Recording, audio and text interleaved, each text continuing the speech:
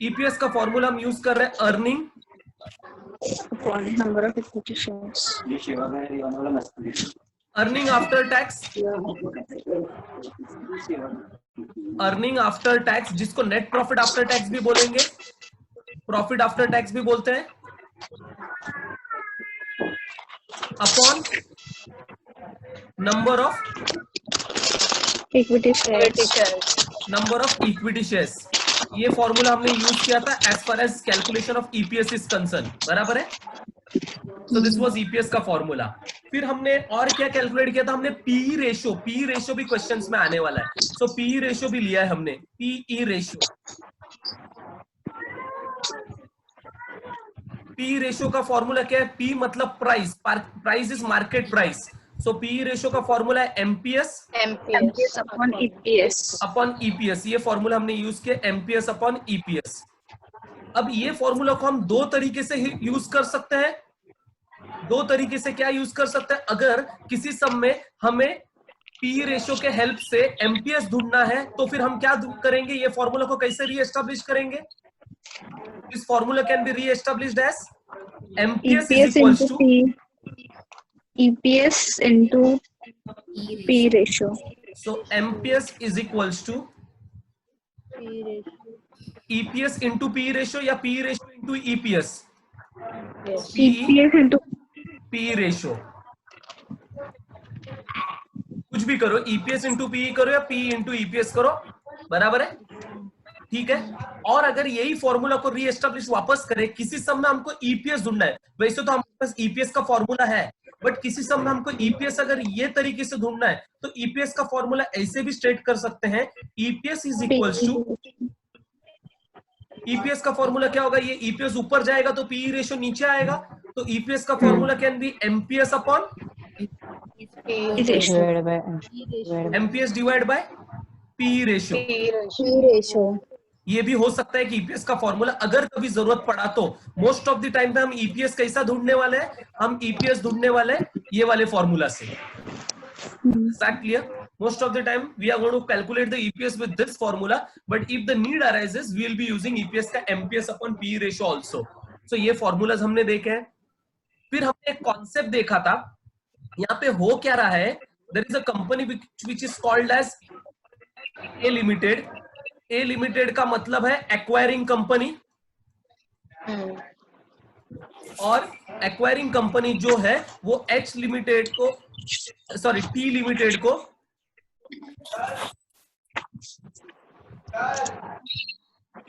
को क्या कर रहे हैं, एक्वायर कर रहे हैं, बराबर है। So A limited is going to be acquiring T limited. A का मतलब है एक्वायरिंग, ए इसलिए मैंने यूज किया क्योंकि A stands for acquiring and T stands for target company, ठीक है। So A limited is going to acquire T limited, और जो एक्वायर होता है वो होता है स्टॉक स्वैप से। स्टॉक स्वैप, स्टॉक स्वैप का मतलब होता है exchange of equity shares. What do stock swap means? Exchange of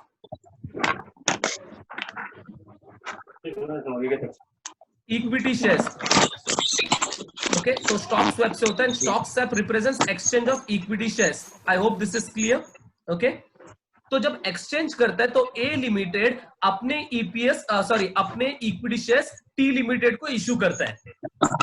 तो सपोज टी लिमिटेड का कुछ शेयर्स है, समझो टी लिमिटेड का 50,000 शेयर्स है, टी लिमिटेड के शेयर्स के बदले में, टी लिमिटेड के शेयर्स के बदले में ए लिमिटेड अपना शेयर्स इश्यू करेंगे। किसी का तो बैकग्राउंड में वॉइस चल रहा है, जिनके बैकग्राउंड में वॉइस चल रहा है वो लोग अपने आप को म्यूट कर देना। अगर कोई बात भी करना है तो अपने आप को म्यूट कर देना। किसी को घर वालों से बात कर रहे हैं तो अपने आप को म्यूट करके बात करना। ऑडिओ चालू कर, फक्त ऑडिओ बंद कर उन्नति।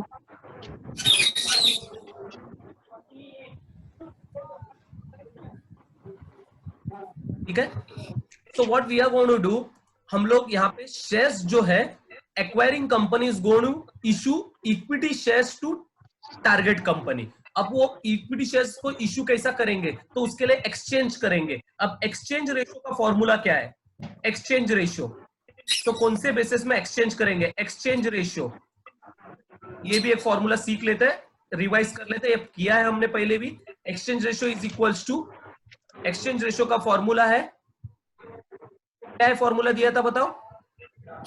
या तो एमपीएस मार्केट प्राइस पे एक्सचेंज करेंगे तो एमपीएस मार्केट प्राइस पर शेयर, अगर ईपीएस पे एक्सचेंज करेंगे तो earning per share, earning per share. हाँ, या तो हम पी रेशो के बेसिस पे एक्सचेंज करेंगे तो पी रेशो पर share,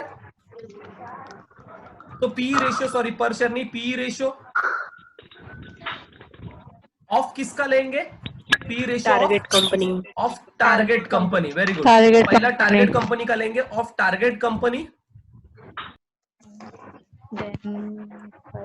upon NPS of acquiring company, upon depend up करता है, अगर एमपीएस रहेगा तो एमपीएस, एनपीएस ऑफ अगर ईपीएस रहेगा तो ईपीएस, और अगर पी रेशियो रहेगा तो पी रेशियो। तीनों में से कोई तो एक होगा एक्सचेंज करने के लिए। उन्होंने अपने को क्वेश्चन में बोला रहेगा कौन सा रेशियो लेना है एक्सचेंज करने के लिए, of acquiring company. Understood all of you? So this is what the exchange ratio is. तो इतना हमने किया था और इसके बेसिस में हमने सम सॉल्व किए थे। So we have done EPS. EPS का फॉर्मूला आपको याद रखना है। ईपीएस का formula earnings upon number of equity shares, then P ratio is MPS upon EPS.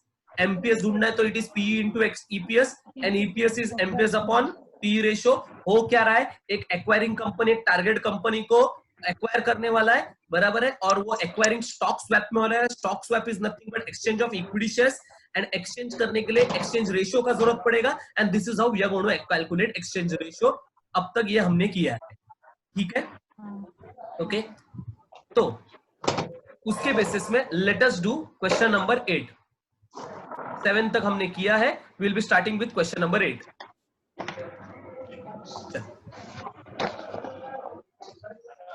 क्या बोला है? AB limited wishes to acquire CD Limited by exchanging its 0.8 share.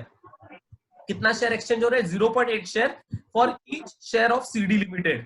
Okay, तो कौन किसको एक्वायर कर रहा है? AB लिमिटेड इज एक्वायरिंग किसको? CD limited. तो AB लिमिटेड जो है वो एक्वायरिंग कंपनी है और CD लिमिटेड जो है वो टारगेट कंपनी है। Exactly. The exchange ratio is 0.8 share for each share of CD Limited. ठीक है, 0.8 शेयर। यहाँ पे एक्सचेंज रेशियो दे दिया है। Other relevant financial data are as follows. Earning after tax, तो दिस इज अर्निंग्स गिवन 1,20,000, इसका 1 लाख है, उसका 20,000 है। इक्विटी शेयर्स आउटस्टैंडिंग यानी नंबर ऑफ इक्विटी शेयर्स दिया है। नंबर ऑफ इक्विटी शेयर्स है यहाँ पे 50,000, 20,000। ईपीएस भी दे दिया है क्वेश्चन में। EPS is 2 rupees and 1 rupee. Market price भी दे दिया है 20 एंड 8 रुपीज।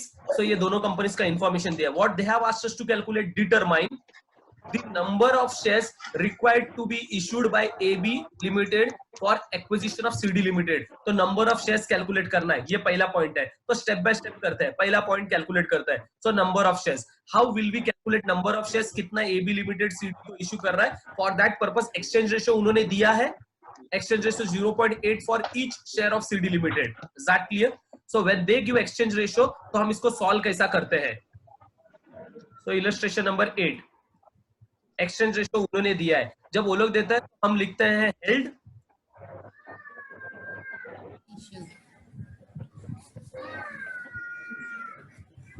and issued. बराबर है? Held and issued.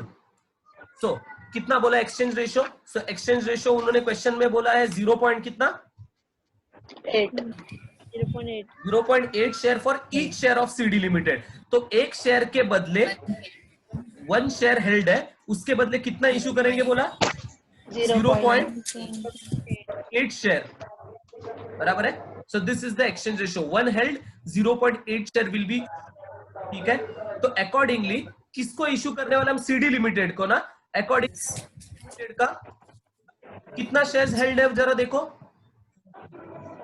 CD limited का कितना शेयर्स हेल्ड है? सीडी 20,000 शेयर्स हेल्ड है, बराबर है। तो सीडी लिमिटेड का 20,000 शेयर्स हेल्ड है, तो उनको कितना मिलेगा? तो हेल्ड 20,000, तो क्रॉस मल्टीप्लाई करो तो एक्सचेंज में कितना मिल रहा है बोलो? 16,000। 16,000। बराबर है। तो पहला क्वेश्चन सॉल्व हो गया।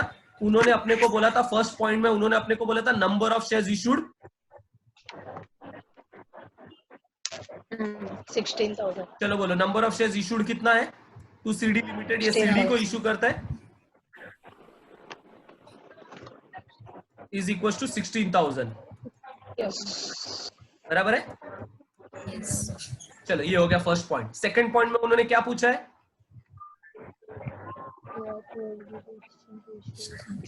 उन्होंने अपने को सेकंड पॉइंट में पूछा what would be the exchange ratio if it is based on market price of shares of the company AB limited and CD limited. So exchange ratio पूछा है उन्होंने, और एक्सचेंज रेशियो किस पे बेस करने बोला है, मार्केट प्राइस पे, बराबर है। तो एक्सचेंज रेशियो मार्केट प्राइस पे रेस करने बोला है।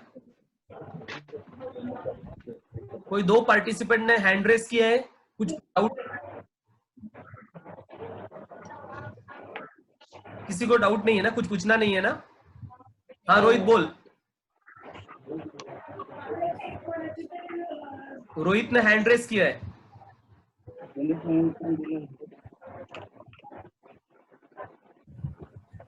चलो हम आगे बढ़ते हैं, शायद सुनाई नहीं दे रहा उनको। So what exchange ratio if it is based on market price, market price पे बेस्ड रहेगा तो एक्सचेंज रेशियो क्या होगा। सो let us base the exchange ratio on market price. Second point, exchange ratio based on market price. चलो बोलो exchange ratio based on market price का formula क्या है, एक्सचेंज रेशियो का फॉर्मूला क्या बोला था, exchange ratio MPS of target company exchange ratio is equals to क्या बोला था, MPS of acquiring company acquiring upon company, MPS of acquiring company है कि टारगेट कंपनी है, ऊपर बताओ नहीं जरा। टारगेटिंग कंपनी टारगेटिंग कंपनी है सर। तो ये सब में target Target company company. CD limited है, so I am writing CD limited, बराबर है। CD लिमिटेड टारगेट है, okay. Target limit, target company का ऊपर लिखते हैं हम लोग, अपॉन किसका एमपीएस लेना है बताओ, MPS of acquiring company of acquiring company कौन सा है, AB ठीक है।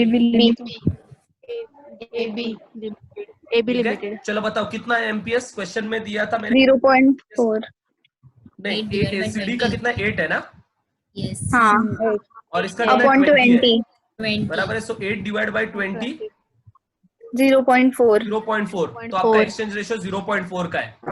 4 हाँ। Is that clear? ये हो गया आपका second point clear, exchange ratio 0.8। Third point में उन्होंने क्या पूछा है, current price earning ratio of the company. Third point में उन्होंने पूछा है, करंट प्राइस अर्निंग अच्छा आपके पास क्वेश्चंस है ना, तो मुझे बता दीजिए क्या पूछा है। What is the current price earning ratio of two companies.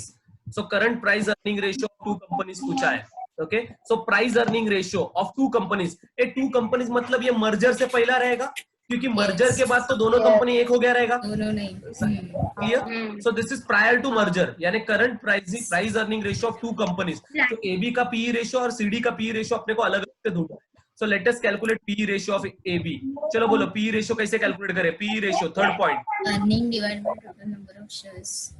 PE ratio का फॉर्मूला क्या है, सो पहले मैं फॉर्मूला लिखता MPS हूं, upon EPS P is equal to MPS upon EPS, हाँ ठीक है। और दोनों का कैलकुलेट करने बोला है, तो पहला कौन सा कंपनी है, पहला हम AB एबी का करते हैं। का हाँ। सो एबी 20 upon 2 एबी का P ratio is equals to MPS कितना है, एबी का एमपीएस है, एबी का क्वेश्चन में कितना 20 दिया था 20, 20 हाँ है। ईपीएस EPS कितना 2 दिया है, 2 है। ईपीएस 2, तो इसका आएगा 10 times, P ratio is always in 10 times, 10 times, बराबर है। और इसी के बाजू में सीडी का भी कर CD लेता हूँ, limited सीडी का भी फॉर्मूला यही आएगा। So P is equals to market price कितना है, 8 upon 1 8 अपॉन 1, तो 8 टाइम्स 8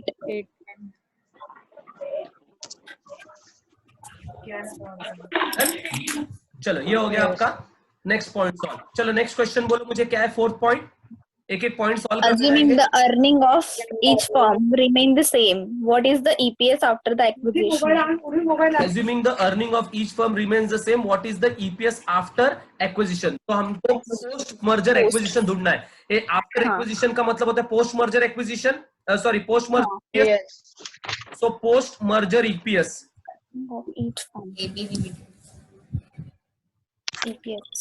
पोस्ट मर्जर ईपीएस किसके फर्म का आएगा बताओ? मर्जर के बाद कौन सा AB. वाला है? AB. तो लिख लेता हूं मैं अपने नॉलेज के लिए ऑफ एबी लिमिटेड, क्योंकि मर्जर के बाद खाली एबी रहने वाला है, सीडी एक्वायर हो जाने वाला है। और ईपीएस का क्या है? ईपीएस का formula earnings upon Number of shares. Earnings upon number of shares. EPS का हाँ अर्निंग मतलब अर्निंग आफ्टर टैक्स। तो मैं आफ्टर टैक्स नहीं भी लिखूं तो समझ जाओ अर्निंग्स, या earnings after tax upon number of equity shares.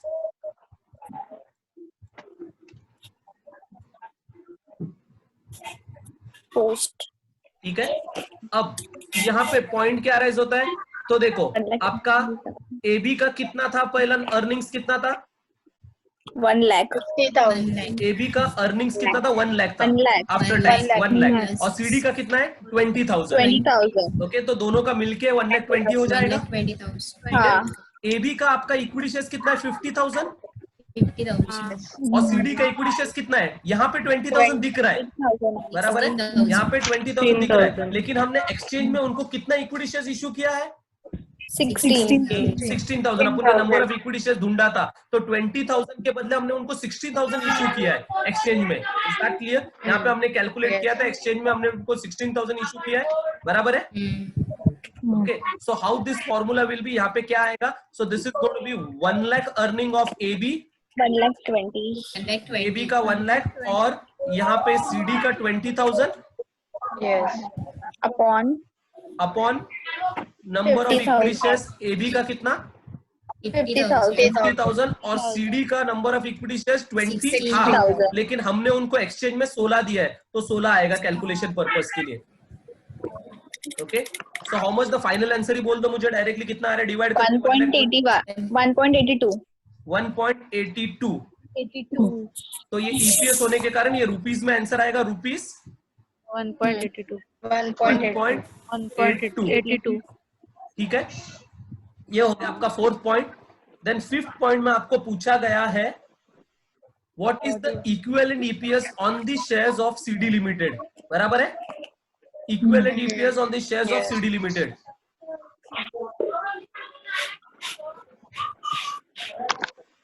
So equivalent shares आपको पूछा गया है, so let us do that.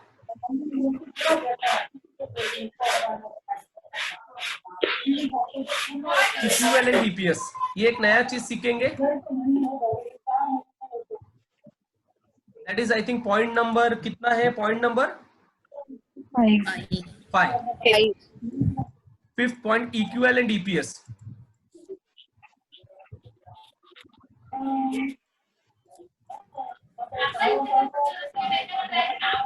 और इक्विवेलेंट ईपीएस किसका होता है पता है? इक्विवेलेंट ईपीएस जो हम कैलकुलेट करता है, वो इक्विवेलेंट ईपीएस हमेशा हम लोग टारगेट कंपनी का कैलकुलेट करता है, of CD limited. Equivalent EPS हमेशा टारगेट कंपनी का होता है, ये याद रखना। और इक्विवेलेंट ईपीएस का फॉर्मूला क्या है? तो जो आपका पोस्ट मर्जर ईपीएस आया था, पोस्ट मर्जर ईपीएस आपको कितना आया था? 1.82 इनटू एक्सचेंज रेशियो। सो ये फॉर्मूला है, याद रखना, इक्विवेलेंट ईपीएस कैलकुलेट करने का। ओके, सो इनटू एक्सचेंज रेशियो। और अभी अपन ने एक्सचेंज रेशियो कौन सा लेता है? 0.8 ना, 0.8 का एक्सचेंज रेशियो था। सो into 0.8 that is equivalent EPS. तो इक्विवेलेंट ईपीएस का हमेशा फॉर्मूला याद रखना। इक्विवेलेंट ईपीएस का फॉर्मूला इधर मैं लिखूं तो इक्विवेलेंट ईपीएस का फॉर्मूला है post merger EPS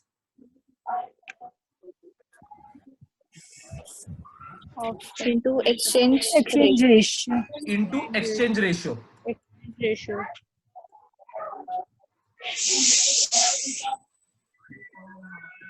I hope this is clear. Okay, so बताओ आंसर कितना है? 1.4। 456 456 तो 46 लिखूं? Yes. ओके, या 456 भी लिख सकते हो, मैंने राउंड ऑफ किया, पॉइंट के बाद 2 डेसिमल लिखा। I hope this is clear, understood? ये इक्विवेलेंट ईपीएस है। Then dear students, last part में उन्होंने पूछा है 6th पार्ट में, ascertain the gain to the shareholders of both the companies at A part है 0.8 का एक्सचेंज रेशियो और बी पार्ट में पूछा है the exchange ratio at the market price. ये तो दोनों एक्सचेंज रेशियो पे उन्होंने पूछा है, बराबर है। तो ये पार्ट में 6th पार्ट में अपने को 2 सवाल किया है। पहला A part, at exchange ratio of at 0.8 का एक्सचेंज रेशियो,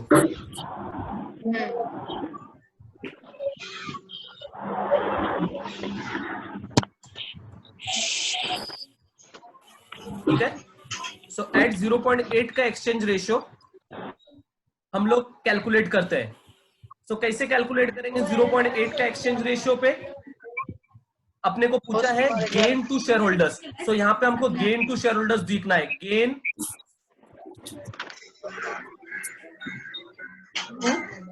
शेयर होल्डर्स, ये कैलकुलेट करना है। This is what we are calculating. अब ये कैलकुलेशन कैसा करेंगे वो जरा समझो, गेन टू शेयर होल्डर्स कैसा करेंगे। So for calculating gain to share holders, सबसे पहला हमको मार्केट प्राइस कैलकुलेट करना पड़ेगा, MPS of merge firm, of merge firm, यानी एमपीएस होने के बाद, मर्ज होने के बाद एमपीएस कितना, MPS of merge firm.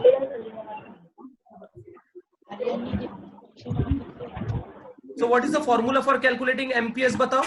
Market price calculate करना रहेगा तो हम क्या करते हैं, मार्केट प्राइस कैलकुलेट करना रहेगा तो ईपीएस लेते हैं। ईपीएस को किससे मल्टीप्लाई करते हैं? पी रेशियो से। This is how we calculate. अब बताओ ईपीएस कितना है मर्ज फर्म का? मर्ज फर्म का करना है तो मर्ज फर्म का ईपीएस कितना, इधर कैलकुलेट किया था पोस्ट मर्जर ईपीएस कितना, 1.82। So EPS of merge firm is 1.82, बराबर है, into P ratio of merge firm. A merge का पी रेशियो, मर्ज फर्म है कौन सा? एबी लिमिटेड मर्ज फर्म है, एबी लिमिटेड है ना मर्ज फर्म। मर्ज होने के बाद एबी लिमिटेड ही बचा है, तो बताओ पी रेशियो एबी लिमिटेड का कौन सा कितना है? 10 times. 10 है, 10 times. So how much is going to be the market price after merger? 18.2 rupees. 18.2 market price calculate होने के बाद कभी भी gain to share holders calculate करने के लिए सबसे पहला मार्केट प्राइस कैलकुलेट करना पड़ता है। So this is how we have calculated market price. अब गेन कंपनी पहला मैं कैलकुलेट करूंगा, कंपनी एबी के लिए gain,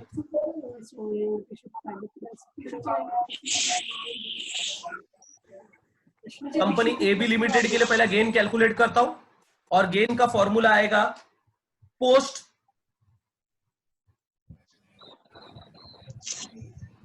merger post merger share holders value.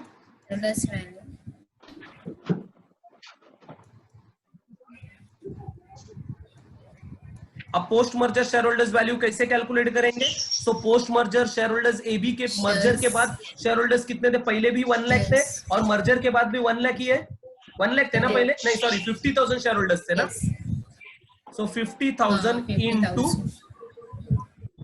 Market price कितना है पोस्ट मर्जर? 18.2। सो कितना आ रहा है? आई थिंक इट इज 9,10,000 बराबर है। और प्री मर्जर कितना था? सो गेन कैलकुलेट करने के लिए पोस्ट मर्जर को प्री मर्जर के साथ कंपेयर करना है।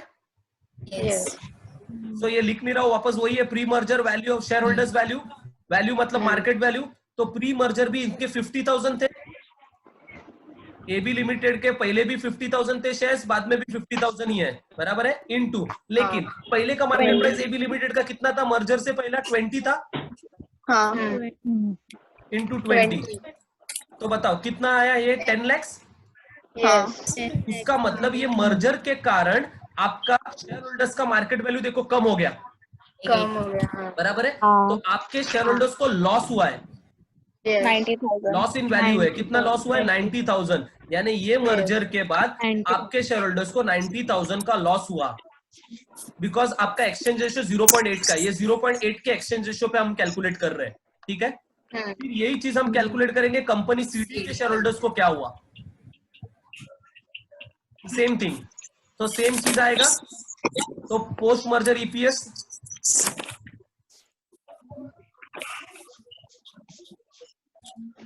Post merger share holders value,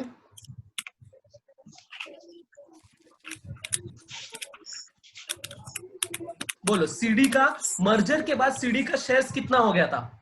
16,000. 16,000। Merger के बाद सीडी का शेयर 16,000 हो गया था, बराबर है।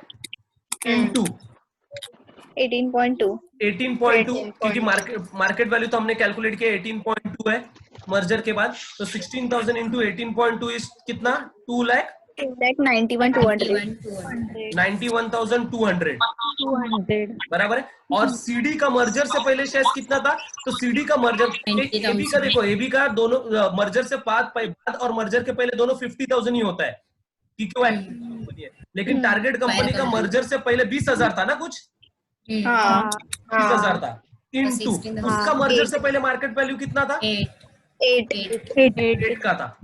तो इंटू 8 करेंगे तो आई थिंक ये आएगा 1,60,000. तो बताओ इनको गेन हो गए, Yes. इनको गेन हो गया। तो मर्जर में कोई तो एक कंपनी को गेन होता है, कोई तो एक कंपनी को लॉस होता है, या कभी दोनों को गेन होता है, कभी कभी दोनों को लॉस होता है, दैट डिपेंड्स, बराबर। तो यहाँ पे क्या हुआ, इसको कितने का गेन हुआ जरा कैलकुलेट करो माइनस करके। 1,31,200. 1,31,200। $31,200. आई होप दिस इज क्लियर।